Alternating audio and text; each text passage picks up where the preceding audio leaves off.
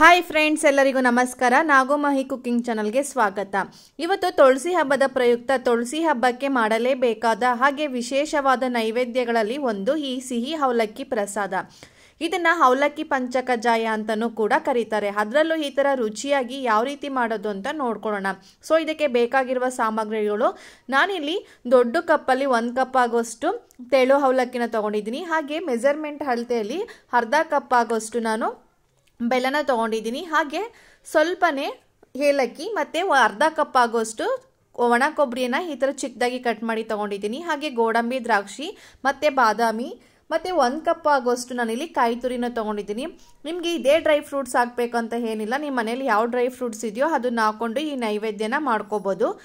ಮೊದಲನೇದಾಗಿ ನಾನು ಒಂದು ಕಡಾಯಿನ, ಚಿಕ್ಕ ಕಡಾಯಿನ ಇಟ್ಕೊಂಡಿದ್ದೀನಿ. ಈ ಕಡಾಯಿ ಬಿಸಿ ಆದಮೇಲೆ ನಾನಿಲ್ಲಿ 1 ಟೇಬಲ್ ಸ್ಪೂನ್ ಆಗುವಷ್ಟು ತುಪ್ಪನ ಹಾಕೊಳ್ತಾ ಇದ್ದೀನಿ. ಈ ತುಪ್ಪ ಸ್ವಲ್ಪ ಬಿಸಿ ಆಗಬೇಕು. ನೋಡಿ, ಈ ಥರ ಬಿಸಿ ಆದಮೇಲೆ ನಾವು ಗೋಡಂಬಿ ಮತ್ತು ದ್ರಾಕ್ಷಿನ ಫಸ್ಟು ಈ ಥರ ಎಣ್ಣೆಯಲ್ಲಿ ಸ್ವಲ್ಪ ಲೈಟಾಗಿ ಫ್ರೈ ಮಾಡ್ಕೋಬೇಕಾಗತ್ತೆ. ಇದು ಸ್ವಲ್ಪ ಲೈಟಾಗಿ ಫ್ರೈ ಮಾಡ್ಕೊಂಡು ಆದಮೇಲೆ ನಾನಿಲ್ಲಿ ಚಿಕ್ಕದಾಗಿ ಕಟ್ ಮಾಡಿ ಇಟ್ಕೊಂಡಿರುವ ಬಾದಾಮಿನೂ ಕೂಡ ಹಾಕ್ಕೊಂಡು ಈ ಮೂರನ್ನು ಕೂಡ ಒಟ್ಟಿಗೆ ಫ್ರೈ ಮಾಡ್ಕೊಳ್ತಾ ಇದ್ದೀನಿ. ಈ ಗೋಡಂಬಿ ಮತ್ತು ದ್ರಾಕ್ಷಿ, ಬಾದಾಮಿ ನಾವು ಎಷ್ಟು ಜಾಸ್ತಿ ಹಾಕ್ತೀವೋ ಅಷ್ಟು ಈ ನೈವೇದ್ಯಕ್ಕೆ ರುಚಿ ಕೊಡುತ್ತೆ. ಅದಕ್ಕೋಸ್ಕರ ನಾನು ಸ್ವಲ್ಪ ಜಾಸ್ತಿನೇ ಹಾಕ್ಕೊಂಡು ಫ್ರೈ ಮಾಡ್ಕೊಳ್ತಾ ಇದ್ದೀನಿ. ನೋಡಿ, ಇಷ್ಟಾದರೆ ನಮಗೆ ಡ್ರೈ ಫ್ರೂಟ್ಸು ಸಾಕು. ಇವಾಗ ಈ ಸ್ಟವನ್ನು ಆಫ್ ಮಾಡಿಕೊಂಡು ಇದನ್ನು ಒಂದು ಬೌಲ್ಗೆ ಸಪ್ರೇಟ್ ಮಾಡಿ ಇಟ್ಕೊಳ್ಳೋಣ. ಇವಾಗ ಮತ್ತೆ ಒಂದು ಕಡಾಯಿನ ಬಿಸಿ ಮಾಡೋಕ್ಕೆ ಇಟ್ಕೊಂಡಿದ್ದೀನಿ. ಇಲ್ಲಿ ನಾನು ಇವಾಗ ಬೆಲ್ಲನ ಹಾಕೊಳ್ತಾ ಇದ್ದೀನಿ. ಸೊ ಬೆಲ್ಲ ಕರಗೋದಕ್ಕೋಸ್ಕರ ನಾನಿಲ್ಲಿ ಒಂದು 4 ರಿಂದ 5 ಟೇಬಲ್ ಸ್ಪೂನ್ ಆಗೋಷ್ಟು ನೀರನ್ನು ಹಾಕೊಂಡು ಬೆಲ್ಲನ ಈ ಥರ ಕಂಪ್ಲೀಟ್ ಆಗಿ ಕರಗಿಸ್ಕೊಳ್ಬೇಕಾಗತ್ತೆ. ನೋಡಿ, ಈ ಥರ ಕರಗಿಸ್ಕೊಂಡ ನಂತರ ಸ್ಟವನ್ನು ಆಫ್ ಮಾಡಿ ಇದು ಸ್ವಲ್ಪ ತಣ್ಣಗಾದ ನಂತರ ಇದನ್ನ ಸೋದಿಸ್ಕೊಂಡು ಮತ್ತೆ ಇವಾಗ ಅದೇ ಬಾಣಲೆಗೆ ಈ ನೀರನ್ನು ಹಾಕೊಂಡು ಇದನ್ನ ಒಂದು 5 ನಿಮಿಷ ಈ ಥರ ಚೆನ್ನಾಗಿ ಕುದಿಸ್ಕೋಬೇಕಾಗುತ್ತೆ. ನೋಡಿ, ನಾವು ಇವಾಗೆಲ್ಲ ಒಂದೇಳೆ ಪಾಕ ಮಾಡ್ತೀವಲ್ಲ, ಹಂಟ್ ಪಾಕ, ಆ ರೀತಿ ಇದನ್ನ ಮಾಡ್ಕೋಬೇಕಾಗುತ್ತೆ. ನಮಗೆ ಈ ಥರ ಒಂದೇಳೆ ಬಂದರೆ ಸಾಕು, ಇದು ಪಾಕ ಪರ್ಫೆಕ್ಟ್ ಆಗಿ ರೆಡಿ ಆಗಿದೆ ಅಂತ. ಇವಾಗ 1 ಕಪ್ ಆಗುವಷ್ಟು ತೆಂಗಿನಕಾಯಿನ ಹಾಕೊಂಡು ಇವಾಗ ಲೋ ಮೀಡಿಯಮ್ ಅಲ್ಲಿ ಇಟ್ಕೊಂಡು ಇದು ಸ್ವಲ್ಪ ಚೆನ್ನಾಗಿ ಒಂದ್ಸಲಿ ಈ ಥರ 1 ರಿಂದ 2 ನಿಮಿಷ ಇದನ್ನ ಈ ಥರ ಫ್ರೈ ಮಾಡ್ಕೋಬೇಕಾಗುತ್ತೆ. ನೋಡಿ, ಈ ಥರ ಫ್ರೈ ಮಾಡ್ಕೊಂಡಿದ ನಂತರ ಇವಾಗ ನಾವು ಡ್ರೈ ಫ್ರೂಟ್ಸನ್ನು ನಾವು ಆವಾಗಲೇ ತುಪ್ಪದಲ್ಲಿ ಫ್ರೈ ಮಾಡಿ ಇಟ್ಕೊಂಡಿದ್ವಲ್ಲ, ಆ ಡ್ರೈ ಫ್ರೂಟ್ಸನ್ನು ಹಾಕ್ಕೊಳ್ಬೇಕಾಗತ್ತೆ.